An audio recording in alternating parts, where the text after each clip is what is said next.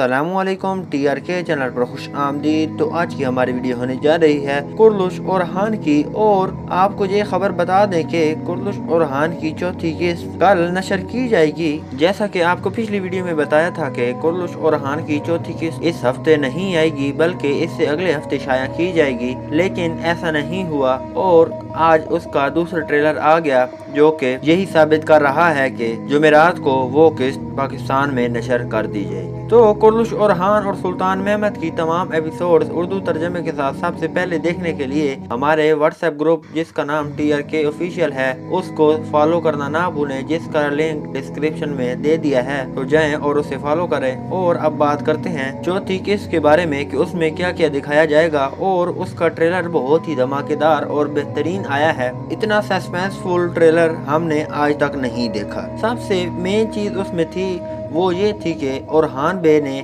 एक बार फिर अलाउद्दीन को थप्पड़ मारा है और उसके पीछे क्या वजह है और आगे क्या होने वाला है, तो इस बारे में आपको इस वीडियो में बताएंगे। और साथ ही साथ कारजा हिसार जिस पर मंगोलों का कब्जा हो गया है उसके बारे में बात की जाएगी। और इसके बाद आखिर में ये भी ट्रेलर के दिखाया गया कि बुरसा पर हमला होने वाला है, यानी कि अलाउद्दीन उस पर हमला करेगा। तो उसके नतीजे क्या निकलेंगे तो इस वीडियो में हम बताते हैं। तो चलिए वीडियो का आगाज इस बात से करते हैं कि इस ट्रेलर के शुरू में ये दिखाया गया कि ओरहान बे सफेद दाढ़ी वालों के पास जाते हैं। और जिस तरह पिछली एपिसोड में सफेद दाढ़ी वालों ने मालून को बुलाया था, तो इसी तरह सफेद दाढ़ी वालों ने ओरहान को भी बुलाया है और उससे ये बात कहेंगे कि तुम सरदार क्यों बनना चाहते हो और इसके पीछे क्या वजूहात हैं, तो आप बताइए। तो वो यही कहेगा कि मेरे वालिद का जो ख्वाब है उसको मैंने अपना मकसद बना लिया है और वो मैं पूरा करके ही रहूंगा। और चारों तरफ हर बर-ए-आज़म पर मुसलमानों का झंडा ही लहराएगा और सिर्फ अज़ान मोहम्मदी ही सुनाई देगी। तो ये बात कहकर वो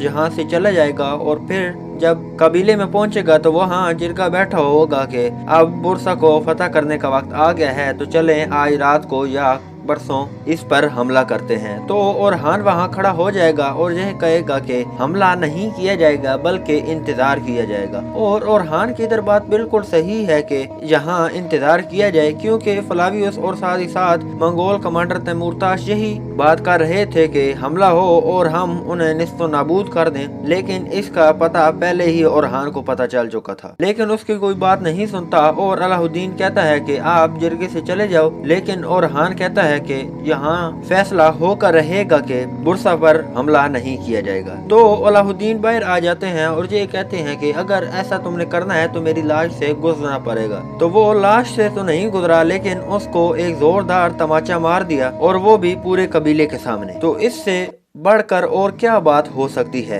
यहाँ ओरहान बे की जल्दबाजी और एक बहुत बड़ी गलती थी कि उसने तकरीबन कबीले के सरदार को सबके सामने थप्पड़ मारा। लेकिन अलाउद्दीन बे छोटे थे तो इसलिए वो चुप कर गए और यही कहा कि और हम ओरहान बे को जिला वतन करते हैं और उनको कारजा हिसार में छोड़ देते हैं। और जब कारजा हिसार में ये जाने लगते हैं तो पीछे जंगल में ओरहान बे और नीलूफर पर हमला हो जाता है, जिसकी वजह से ये दुश्मन के घिराव में आ जाते हैं। और वहाँ उन दो मेन एक्टर्स की एंट्री होती है जो कि नई किस्त में आने वाले हैं। और उनके बारे में जानने के लिए हमारी पिछली वीडियो में देखिए। और जब ओरहान बे जहाँ लड़ रहे होते हैं तो वहाँ कारजा हिसार में तैमूरताश पहुँच जाता है और वहाँ वो इस घर से आता है कि वहाँ मैं बात करने के लिए आया हूँ। लेकिन जब वो अंदर बात करने जाता है तो कोई बड़ा सिपाही या कोई बड़ा सरदार वहाँ नहीं होता और उसका वो फायदा उठाते हुए उसको फतह कर लेता है, यानी कि वो कारजा हिसार पर कब्जा कर लेता है। और इस बात का जब इनको पता चलता है तो